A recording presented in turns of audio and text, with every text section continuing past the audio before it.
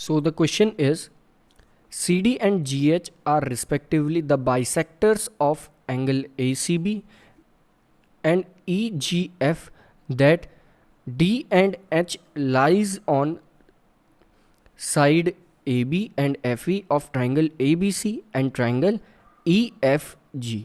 तो एक तरह से यहाँ पर हमारे पास दो ट्राइंगल्स हैं, दैट इज़ एक तो ट्राइंगल ABC है। पहले हम ट्राइंगल्स ही बना लेते हैं, फिर हम देखेंगे कि हमें क्या करना है। तो एक ये वाला ट्राइंगल हो गया हमारे पास, और ऐसे ही एक ट्राइंगल हमारे पास EFG है। ये दो ट्राइंगल्स हमारे पास हैं।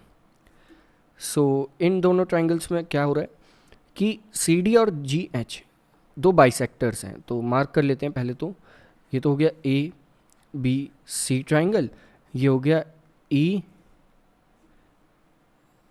और we can say EFG triangle. यहाँ पर CD और GH दो बाइसेक्टर है। अब अगर आप देखेंगे तो आपको पता चल जाएगा कि स्टार्टिंग में हमने एक तरह से जब हमने EFG वाला ट्राइंगल बनाया तो उसकी स्टार्टिंग हमने नीचे से क्यों करी, ताकि हम दोनों ट्राइंगल्स को एक तरह से सिमिलर दिखा सकें, यानी कि एक तरह से दिखने में ये सिमिलर हो जाए। बाकी हम प्रूफ बाद में कर लेंगे अभी। तो अगर हम EGF वाला ट्राइंगल देखें या EFG वाला ट्राइंगल देखें और ABC वाला ट्राइंगल देखें, तो यहाँ पर दो बाइसेक्टर्स है। इस ट्राइंगल में तो ये CD एक बाइसेक्टर है और इस ट्राइंगल में ये GH एक बाइसेक्टर है। जहाँ पर ये दोनों एंगल बाइसेक्टर हैं, तो ये वाला एंगल दो इक्वल पार्ट में डिवाइड हो रहा होगा और ये वाला एंगल भी दो इक्वल पार्ट में डिवाइड हो रहा होगा। अब ये कहा गया है कि अगर ट्राइंगल ABC यानी कि बड़े वाला ट्राइंगल ABC जो है वो सिमिलर हो ट्राइंगल FGE और वी कैन से FEG के, ये दोनों ट्राइंगल्स अगर सिमिलर हो जाएं, और अगर ये दोनों ट्राइंगल सिमिलर हैं तो शो क्या करना है हमें? शो ये करना है CD upon GH equal to AC upon FG। ये तो पहली चीज़ है जो हमें शो करनी है।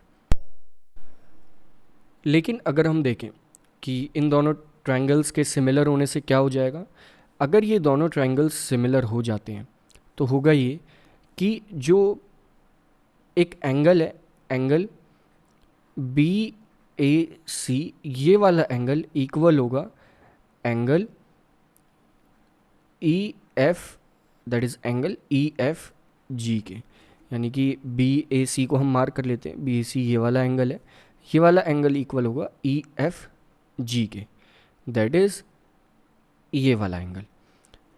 नेक्स्ट अगर हम देखें तो नेक्स्ट चीज़ क्या होगी, क्योंकि ये सिमिलर होने से हो रहा है, तो नेक्स्ट चीज़ हमारे पास क्या आएगी?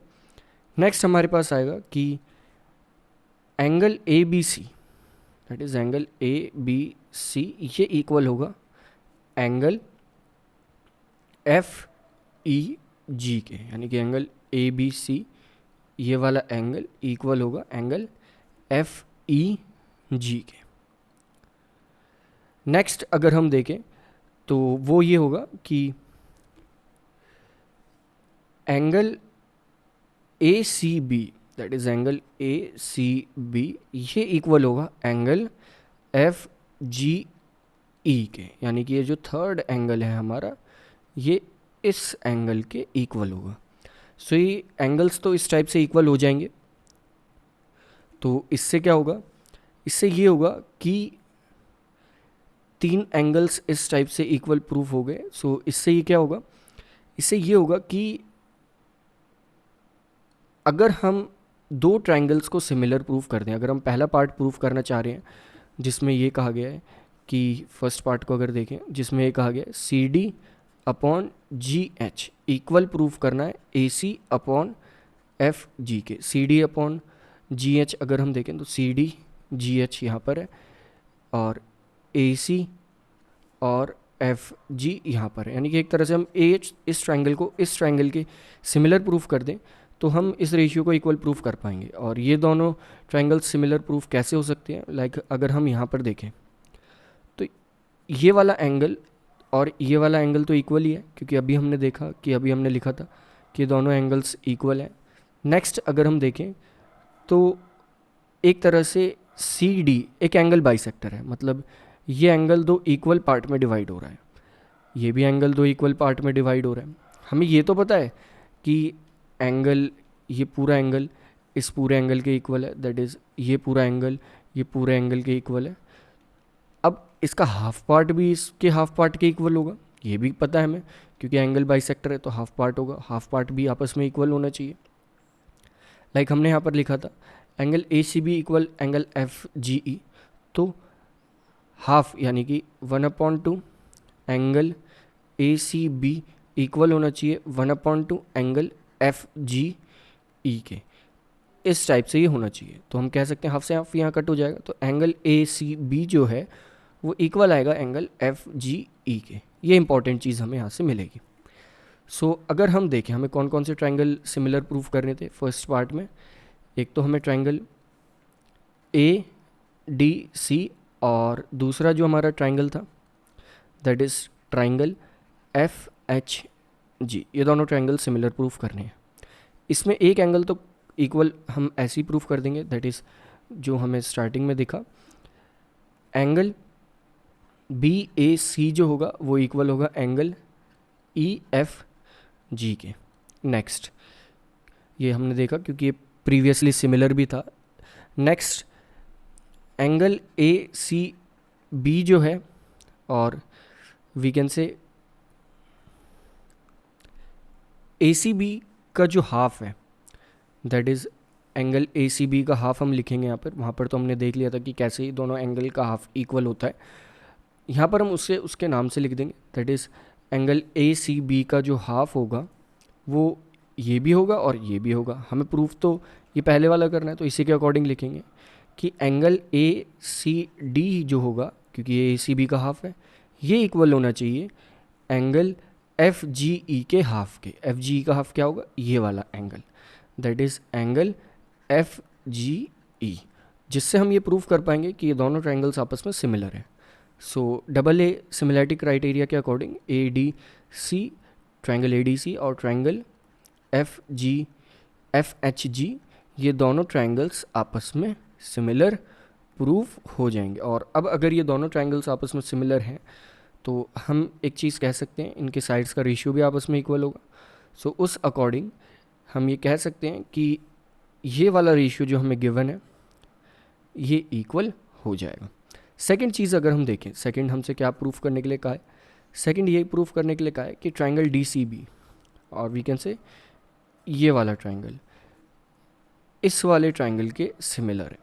सो जैसे हमने ये प्रूफ करा फर्स्ट पार्ट, ऐसे ही हम सेकंड पार्ट भी कर देंगे, जिसमें हम क्लियरली देख सकते हैं कि दो ट्राइंगल्स जो हमारे पास है उसमें दैट इज़ एक ट्राइंगल तो हमारे पास है, लिख लेते हैं हम ट्राइंगल डी बी सी, और दूसरा ट्राइंगल है हमारे पास ट्राइंगल एच ई जी। यहाँ पर जो ये वाला एंगल है और ये वाला एंगल है आपस में इक्वल है, हमने स्टार्टिंग में देख लिया था।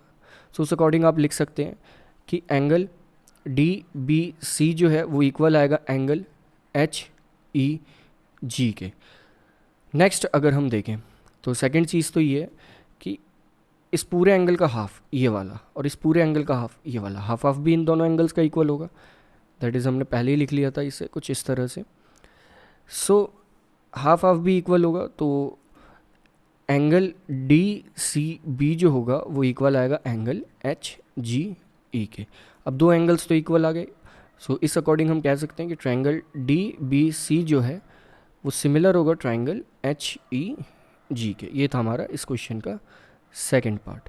आप इसे पूरा डिटेल में लिखेंगे एक एक चीज़ की कौन सी चीज़ क्या है, कैसे इक्वल प्रूफ आ रही है, यहाँ हम बस सीख रहे हैं कि कैसे हम इक्वल और we can say similar proof कर सकते हैं। नेक्स्ट अगर हम देखें तो यहाँ पर कहा गया है कि डी सी ए और एच जी एफ को सिमिलर प्रूफ करना है। तो ये वही ट्राइंगल्स हैं जो सबसे पहले हमने फर्स्ट पार्ट में ही ले लिए थे, ये वाला ट्राइंगल और ये वाला ट्राइंगल, ये दोनों ट्राइंगल्स हमने सबसे पहले ही सिमिलर प्रूफ कर दिए हैं, that is this triangle is similar to this one. ये चीज़ हमने पहले ही प्रूफ कर दी है। सो आप देख सकते हैं इसी का यूज़ करके ये दोनों ट्राइंगल्स भी इस तरह से सिमिलर प्रूफ हो जाएंगे।